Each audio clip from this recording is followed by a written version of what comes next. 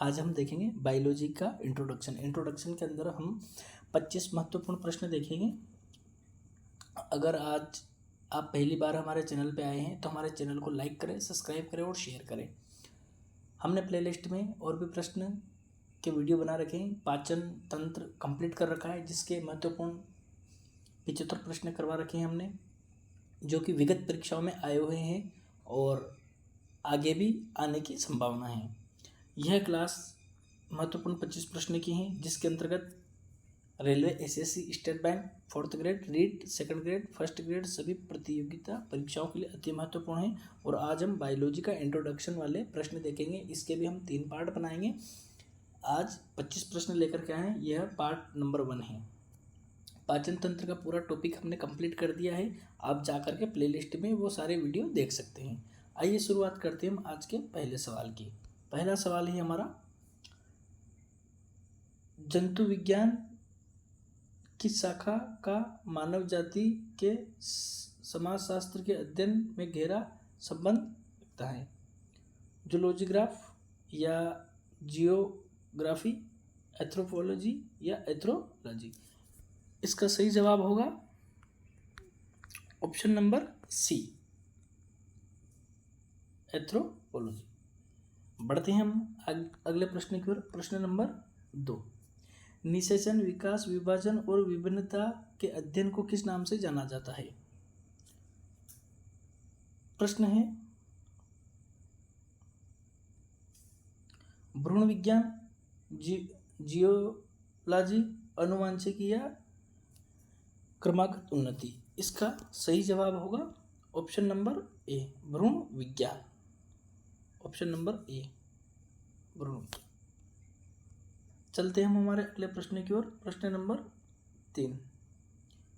प्रश्न नंबर 3 है, पौधों में बीमारियों का अध्ययन और वह तरीका जिससे पौधों विरोध करते हैं या संक्रमण से सामना करते हैं, वह कहलाता है विकृति विज्ञान, क्रिया विज्ञान, फाइटोपैथोलॉजी या फोटोमॉर्फोलॉजी? इसका सही उत्तर होगा ऑप्शन नंबर सी, फाइटोपैथोलॉजी।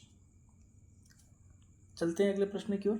प्रश्न है 4। प्रश्न 4 है, जीवित चीजों पर मृदा के प्रभाव का अध्ययन मृदा विज्ञान की किस शाखा के अंतर्गत किया जाता है? एंट्रोलॉजी, एडाफोलॉजी, एग्रोबायोलॉजी, दशमलवलॉजी? इसका सही जवाब होगा option number B, option number B, edaphology. अगले प्रश्न की ओर बढ़ते हैं। प्रश्न है हमारा 5। निम्नलिखित में से शरीर विज्ञान एवं चिकित्सा की वह कौन सी शाखा है जो पुरुषों के विशिष्ट रोगों है स्थितियों से संबंधित है? एट्रोलॉजी, एडाफोलॉजी, एग्रोबायोलॉजी या दशमलवलॉजी? इसका सही जवाब होगा ऑप्शन नंबर ए, एड्रोलॉजी। प्रश्न नंबर 6, जंतु विज्ञान किसका अध्ययन है? ऊर्जा का, फलों का, विषाणु का, जानवरों का? तो जंतु विज्ञान जानवरों का अध्ययन ही होता है। प्रश्न नंबर 7। प्रश्न नंबर 7 है, प्रश्न नंबर 7 है हमारा, विज्ञान की एक शाखा जो जीवित या पृथ्वी से परे मौजूद जीव की जीवन की संभावना से संबंधित है। मतलब जो विज्ञान की वह कौन सी शाखा है जो पृथ्वी के बाहर जो ब्रह्मांड है, ब्रह्मांड में जो अध्ययन करती है अन्य ग्रह की, अन्य जीव की, वह कहलाती है। तो वह कौन सी शाखा है? एटोमोलॉजी, एक्सोबायोलॉजी, माइक्रोलॉजी या जीवाश्म विज्ञान? इसका सही जवाब होगा ऑप्शन नंबर बी, एक्सोबायोलॉजी। प्रश्न नंबर 8, तत्वों और मानव जैसी प्रजातियों जैसे बंदर, वानर, वन, मनुष्य आदि के व्यवहार का अध्ययन कहलाता है? एथ्रोपोलॉजी, एडाफोलॉजी, प्राइमेटोलॉजी या दशमलवलॉजी? इसका सही जवाब होगा option number C primatology. Primatology के अंतर्गत मानव जैसी प्रजातियों बंदर, वानर, वनमानुष आदि का अध्ययन किया जाता है। प्रश्न नंबर 9 है, निम्नलिखित में से चिकित्सा विज्ञान की कौन सी प्रशाखा यकृत के उपचार और माध्यम से संबंधित है? हेल्कोलॉजी, हेप्टोलॉजी, हेटेरोलॉजी, जेरियाट्रिक्स। इसका सही जवाब है ऑप्शन नंबर बी हेप्टोलॉजी। प्रश्न नंबर 10, जीवों के वर्गीकरण से संबंधित जीव विज्ञान की शाखा को क्या कहते हैं? वर्गीकरण विज्ञान, नोथोलॉजी, शरीर संरचना या सोरोलॉजी। इसका सही जवाब होगा ऑप्शन नंबर ए वर्गीकरण विज्ञान। प्रश्न नंबर 11, निम्नलिखित में से कौन सा मकड़ियों का अध्ययन कहलाता है? आर्कनोलॉजी, एडाफोलॉजी, एग्रोबायोलॉजी, दशमोलॉजी। इसका सही जवाब होगा ऑप्शन नंबर ए आर्कनोलॉजी। अगला प्रश्न है आज का, सेरोलॉजी का अध्ययन है मच्छर, छिपकली, सांप, टिड्डा। इसका सही जवाब होगा ऑप्शन नंबर बी छिपकली।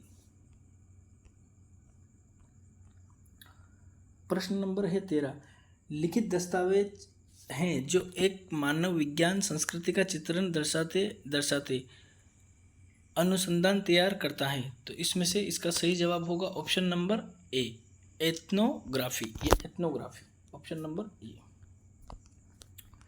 अगला प्रश्न है, पक्षियों के अध्ययन को कहा जाता है, पक्षियों के अध्ययन को क्या कहा जाता है? एड्रोलॉजी, अर्नेथोलॉजी, एग्रोबायोलॉजी या दशमोलॉजी। इसका सही जवाब होगा option number B ornithology. Option number B सही होगा इसका। प्रश्न नंबर 15, हेमेटोलॉजी का अध्ययन यह कहलाता है पौधों की प्रजनन प्रणाली, रक्त, जानवरों के खान पान की आदत, हड्डियां। इसका सही जवाब होगा ऑप्शन नंबर बी रक्त। आपने सुना होगा खून के अंदर हीमोग्लोबिन होता है, तो जो हीमो होता है वही हेमेटोलॉजी का अध्ययन कहलाता है। और क्या? प्रश्न नंबर 16, मॉर्फोलॉजी क्या है? कीड़ों का अध्ययन, मानव विकास का अध्ययन, जीव की आकृति, उसकी संरचना और विशिष्ट संरचनात्मक गुणों का अध्ययन या जीव और पर्यावरण की परस्पर निर्भरता का अध्ययन। प्रश्न नंबर 16 का सही जवाब होगा ऑप्शन नंबर सी जीव की आकृति, उसकी संरचना और विशिष्ट संरचनात्मक गुणों का अध्ययन ही मॉर्फोलॉजी कहलाता है। अगला प्रश्न है प्रश्न नंबर 17, निम्नलिखित में से मनुष्य का अध्ययन कहलाता है। मनुष्य का अध्ययन इसमें से किसमें किया जाता है? मनुष्य का अध्ययन इसमें किया जाता है option number C anthropology. Anthropology में मनुष्य का अध्ययन किया जाता है। अगले प्रश्न की ओर चलते हैं। प्रश्न नंबर है 18, जानवरों, पौधों एवं अन्य जीवों के सुरक्षित अवशेष या चिन्ह के अध्ययन को क्या कहा जाता है? जैसे कि जानवर है, पौधे हैं, जीव है या उनके जैसे कि जो अपने भारत में राजस्थान के अंदर एक जैसलमेर है, जैसलमेर में आकलहुड ओसिस पार्क है, वहाँ से डायनासोर के अवशेष मिले हैं और मछली की हड्डियाँ मिली है, प्रमाण मिले हैं। तो वो देखेंगे कार्बन पद्धति के द्वारा कि ये जीव कितना पुराना हो सकता है या अवशेष कितना पुराना हो सकता है। तो कार्बन 14 के द्वारा इनका पता लगाया जाता है। जो भी पुरातत्व विभाग कार्बन 14 पद्धति को यूज करता है, इसके द्वारा ही पता लगाया जा सकता है कि यह कितने वर्षों, करोड़ों, हजारों साल पुराना है। तो इसका सही जवाब होगा जीवाश्म विज्ञान ऑप्शन नंबर सी। प्रश्न नंबर 19, पेलियोंटोलॉजी के अध्ययन से संबंधित हड्डियां, जीवाश्मों, कठोर कोषों या पंखों। इसका सही जवाब होगा ऑप्शन नंबर बी जीवाश्मों। अगले प्रश्न की ओर बढ़ते हैं। प्रश्न नंबर है 20, पादप विज्ञान में किसका अध्ययन किया जाता है? पादप विज्ञान में किसका अध्ययन किया जाता है? तो पादप विज्ञान में पौधों का अध्ययन किया जाता है ऑप्शन नंबर सी। ऑन्कोलॉजी किस बीमारी के उपचार से जुड़ा है? ऑन्कोलॉजी ऑन्कोलॉजी किस बीमारी के अस्तित्व विकसित? मधुमेह, कैंसर, वक्र संबंधित बदला। इसका ऑप्शन नंबर सी सही होगा, कैंसर। ओर्नियोलॉजी किसका अध्ययन है?